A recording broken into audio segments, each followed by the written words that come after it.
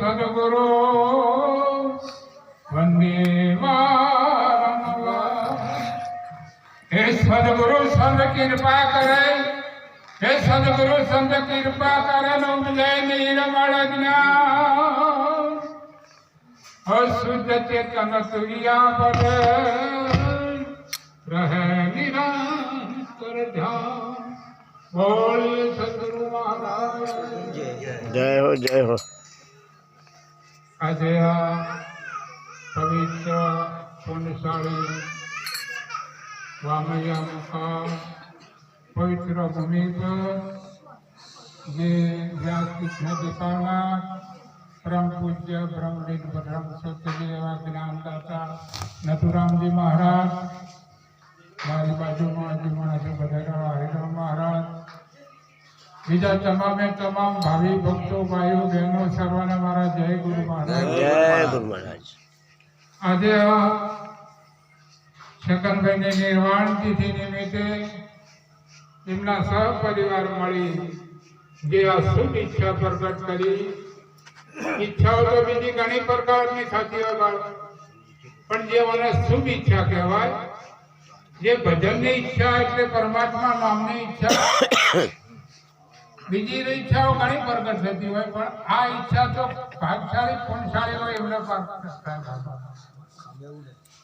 હમણાં મહારાજે કીધું કે વ્યવહારિક સત્તાએ જે સમાજનું જે કાર્ય પૂર્ણ કર્યું, સગા સંબંધીઓના બધાના આમંત્રિત કરી અને જે વ્યવહારિક સત્તા પૂરી કરી અને આજે શુભ ઈચ્છા પ્રગટ કરી, એટલે કુટુંબને ખૂબ ખૂબ ધન્યવાદ।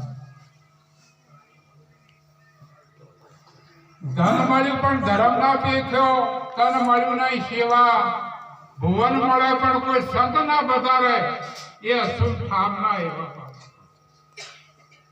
આપણને કદાચ ધન મળ્યું હોય પણ જો શુભ માર્ગે વકરાય ન તો ધન ગમે તે માર્ગે નીકળી જાય। આ ધન મળ્યું હોય પણ કોઈની સેવામાં ન વપરાય તો ધન પણ નકામું। આપણે નાનું મોટું ભુવન મળ્યું હોય પણ જો એ ભુવનમાં કોઈ સંત સાધુની પધરામણી ના થતો કાચ થાય એને અશુભ થાય। કારણ કે ગમે તે આપણને સંપત્તિ મળી હોય પણ જો ધાર્મિક કાર્યમાં ના વાપરાય, આપ તો બધા સમજો છો, માતાજીના વધામણા કરતા હો છો, બધું રમેલ કરો, દીવા ધૂપ કરો, પણ જો સુધી માંથી થોડુંક લઈને પેલા મઢે કે ન જાવ ત્યાં સુધી બાળકને કેમ ખવડાવતા નહીં? ગમે તે તમે નિવેદ કરો, વધામણો કરો કે ગમે તે કરો, માંથી બીજું ઘરમાં પડી મેળો થોડુંક લઈ અને માતાના મઢે કે ભગવાનના ચોર જઈને થોડુંક તમે અહીંયા મેળો છો અને પછી કાકે કના શંખમાં જોઈએ રે અગ્નિના શંખમાં। જો ભગવાનનો કે તમારે આહવાન કરવું હોય તો અગ્નિથી થાય, બીજા કોઈથી થાય નહીં। જો અગરબત્તી કરો તો અગ્નિ છે, દીવો કરો એ અગ્નિ છે, તમે ધૂપ કરો એ અગ્નિ છે, હવન કરો એ પણ એ અગ્નિ એ પરમાત્માનું સ્વરૂપ છે માતાનું, અને અહીંયા થોડું જાય એટલે પેલું પવિત્ર થાય પડ્યું। બાપ એમ તમારું ધન જો શુભ માર્ગે નહીં વપરાય તો ધન પવિત્ર થશે અને ગમે તે રસ્તે નીકળી જાય। આપણા વેદ પુરાણોની સાક્ષી પૂર્ણ છે।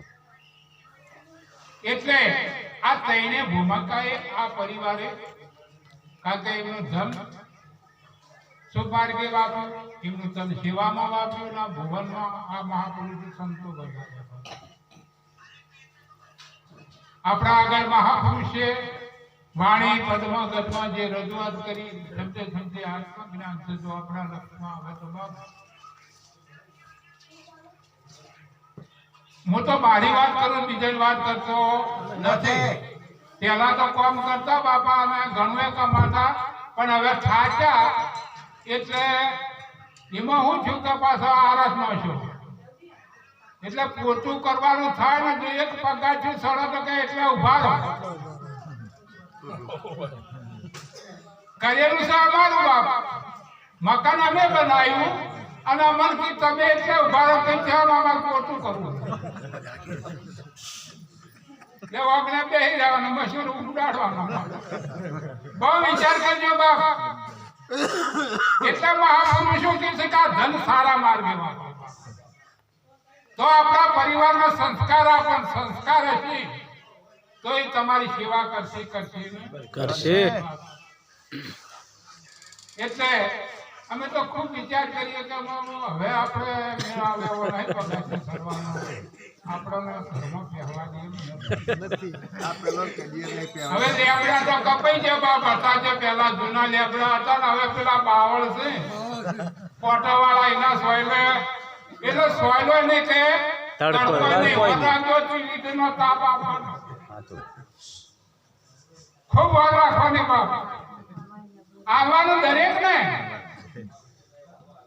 પિંપળ પંદ ખરજ અસ્તિ કુંપળીઓ મુજ વિધિ તુજ વિધે ધીરે બાપડીઓ ધીરે રે બાપ. પેપેના પત્તા ખરે છે ને એટલે પેલી કુંપળો નવી આવે ને આહે ખડખડાટ એટલે પેલા ભય પડે એ કે છે કે પિંપળ પંદ ખરજ અસ્તિ કુંપળીઓ કે મને વીતી પડે તને વીત્યા ધીરે બાપડ્યા. સમય આવશે કે આ પડવાનું બાપો સરસ. એટલે એ પહેલા આપણે જે કાર્ય કરવાનું છે આપણે શું હેતુથી આવ્યા, પરમાત્માએ શું હેતુથી આ મનો દેહ આવ્યો, કયા કારણથી મનો દેહ આવ્યો.